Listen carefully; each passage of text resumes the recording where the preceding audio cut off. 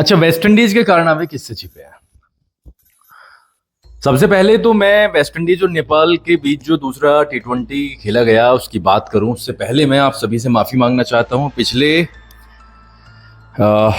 Video में नेपाल और West Indies के बीच जो पहला T20 था उसमें मेरी गलत इन्फॉर्मेशन की वजह से मतलब चीज़ें ठीक नहीं रही होंगी। मैंने उसमें बता दिया कि नेपाल ने अपनी पहली जीत दर्ज की T20 इंटरनेशनल्स में, जो कि गलत बात थी। उसके लिए मैं हृदय से माफ़ी मांगता हूँ और मैं वादा करता हूँ कि आगे से सारे फैक्ट्स चेक करके मैं आपके सामने आऊँगा। फिलहाल मैं बात करना चाहूँगा नेपाल और वेस्ट इंडीज़ के बीच खेले गए दूसरे मैच की। फिर से मैं बोल रहा हूँ कि मैं स्कोर कार्ड पर जाना नहीं पसंद करूँगा, क्योंकि क्या ही जाना है। नेपाल ने 173 रन बनाए, वेस्ट इंडीज ने बनाए 83। और जैसा कि मैंने पिछली वीडियो में भी कहा था, वेस्ट इंडीज एक ऐसी टीम है जो क्रिकेट से भी ज्यादा अनिश्चित टीम है। कहते हैं क्रिकेट अनिश्चितताओं का गेम है, लेकिन वेस्ट इंडीज ने क्रिकेट को भी पछाड़ कर रख दिया। वेस्ट इंडीज का, जैसे कि मैंने बोला, भरोसा नहीं है कि वो कुछ भी वो कर सकती है। वो 50 रन उन्हें बनाने हैं तो भी आप ये नहीं कह सकते कि वो बना पाएगी। आपने उन्हें 400 रन का टारगेट दे दिया तो भी आप और दर्शक निश्चित नहीं है कि क्या होने वाला है। तो ये कहीं ना कहीं इंटरेस्ट भी जगाता है। आप वेस्ट इंडीज की टीम को ना तो कमजोर कह सकते हैं, ना ही वो मजबूत कह सकते हैं। एक पर्टिकुलर डे पे अलग ही तरीके की टीम है। साथ ही साथ मैं नेपाल की टीम को भी शुभकामनाएं देना चाहूंगा। नेपाल ने लगातार दूसरे T20 इंटरनेशनल में वेस्ट इंडीज जैसी टीम को हरा दिया। 3 मैचों की यह श्रृंखला है और अब वेस्ट इंडीज की नजर होगी कि वो किसी तरीके से इज्जत बचाए अपनी, लेकिन नेपाल की नजर होगी कि वो किसी तरीके से क्लीन स्वीप कर दे। और हालांकि मैं स्टैट्स में नहीं गया हूं, लेकिन आज मुझे पूरी की पूरी उम्मीद है कि शायद ये पहला क्लीन स्वीप होगा नेपाल का। तो हम यहाँ पर वेस्ट इंडीज के बारे में कुछ चर्चा करेंगे। वेस्ट इंडीज ने जब क्रिकेट खेलना शुरू किया तो वेस्ट इंडीज से बेहतर कोई टीम नहीं थी। पहले दोनों वर्ल्ड कप वेस्ट इंडीज ने जीते। ऐसा बताया जाता है कि वेस्ट इंडीज के बॉलर्स को पिच पर खून देखना पसंद था। हेलमेट्स होते नहीं थे उस दौरान, और जब वेस्ट इंडीज की टीम खेलती थी तो उसके विरोधी जो होते थे वो कांपते थे, ऐसा होता था।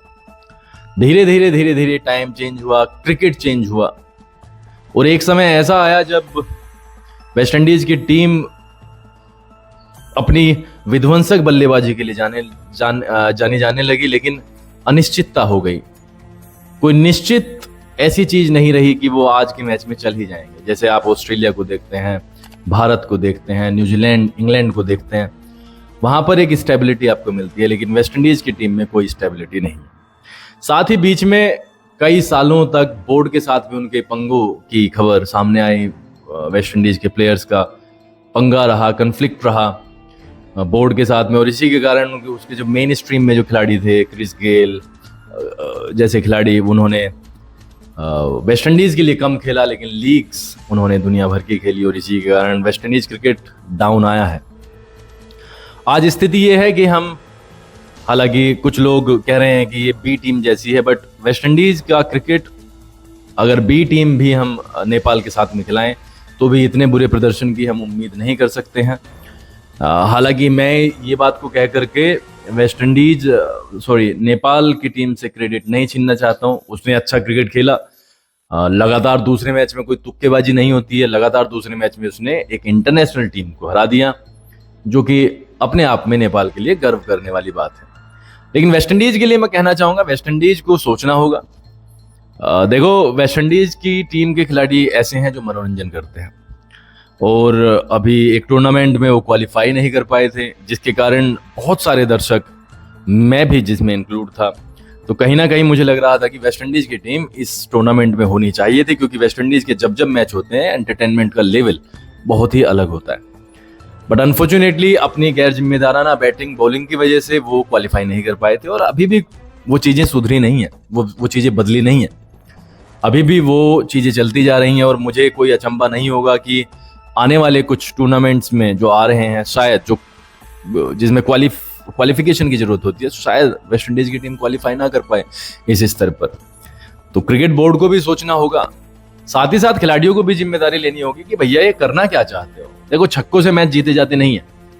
अगर छक्कों से ही जीते जाते तो छक्के मारने वाले खिलाड़ी तो बहुत होते हैं, और 1-2 छक्का 4 छक्के अगर आपने एक इनिंग में मार भी दिए, आपने 10 बॉलें खेली, 4 छक्के मारे, आप आउट हो गए, तो आपने कर क्या लिया दूसरी टीम का? अल्टीमेटली आपको उसने आउट कर दिया अपने जाल में फंसा करके। So this is not about hitting sixes, this is about staying on the wicket and keep playing.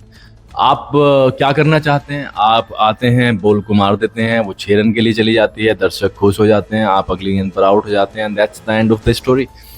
आपके हक में अगर एक परिणाम लेके जाना है आपको, तो आपको स्टेबिलिटी दिखानी होगी। आप तिलक वर्मा से सीखें। तिलक वर्मा ने अभी परसों भारत को सिंगल हैंडेडली मैच जिताया और अपने दम पे लेके गए। और नेपाल की टीम इतनी भी भारी नहीं है कि आप 174 रन चेज नहीं कर सकते थे, आपको जिम्मेदारी लेनी पड़ती। आपको एक सिस्टम तैयार करना पड़ेगा, आपको जीत का जज्बा उनके अंदर डालना होगा। क्योंकि वेस्ट इंडीज की खिलाड़ियों की अगर मैं बात करूं तो वो लीग खेलना ज़्यादा पसंद करते हैं, वो दुनिया की हर लीग में खेलते हैं। और ऐसा नहीं है कि वो खराब खेलते हैं, वो दुनिया की हर लीग में सबसे विध्वंसक खेलते हैं। बट जैसे ही वो वेस्ट इंडीज की टीम में आते हैं, अपनी टीम में आते हैं, अपने देश के लिए खेलते हैं, उनके साथ में वो वाली चीज़ें घटित नहीं होती हैं। जबकि दूसरे देशों के साथ में उल्टा है। जब राष्ट्रगान किसी भी टीम का चलता है तो वो एक जज्बा आना चाहिए जीत का, विपक्षी टीम को हराने का। आई डोंट नो कि वो मिसिंग है, वो क्यों मिसिंग है। वेस्ट इंडीज टीम के लिए भी मैं यही प्रार्थना करूंगा कि वो स्टेबिलिटी के साथ में खेलें, अच्छा क्रिकेट खेलें। हार जीत चलती रहती है, लेकिन ऐसा नहीं होता है कि आप लगातार दूसरे मैच में नेपाल जैसी एक नई टीम से हार जाएं, जिसको अंतर्राष्ट्रीय क्रिकेट में एक्सपीरियंस, चलो वो अपने जैसी टीम के साथ में खेलते हैं, लेकिन एक मजबूत 8-10 टीम है, उनके साथ में खेलने का अनुभव नहीं है। और अनुभव मैं फिर से कह रहा हूँ, मैं उनका क्रेडिट नहीं छीन रहा हूँ, अनुभव ऐसे ही होता है, कभी ना कभी तो जीतेंगे ही। लेकिन ये कंपटीशन की भावना से मैं कह रहा हूँ कि वेस्ट इंडीज को एक टफ कंपटीशन तैयार करना चाहिए थर्ड T20 के लिए, ताकि नेपाल को हल्की सी मेहनत करनी पड़े। और देखते हैं T20 का रिजल्ट थर्ड का क्या होता है। But it's good thing for cricket कि नेपाल की टीम उभर रही है। ईश्वर से प्रार्थना है कि वो ऐसे ही आगे बढ़ते रहे और अच्छा क्रिकेट खेलते रहे। बहुत बहुत आभार आप सभी का, आप सभी को धन्यवाद। आपने इतना सपोर्ट कर रहे हैं और आप लगातार ज्वाइन भी कर रहे हैं हमारी फैमिली को, आप सदस्य बनते जा रहे हैं।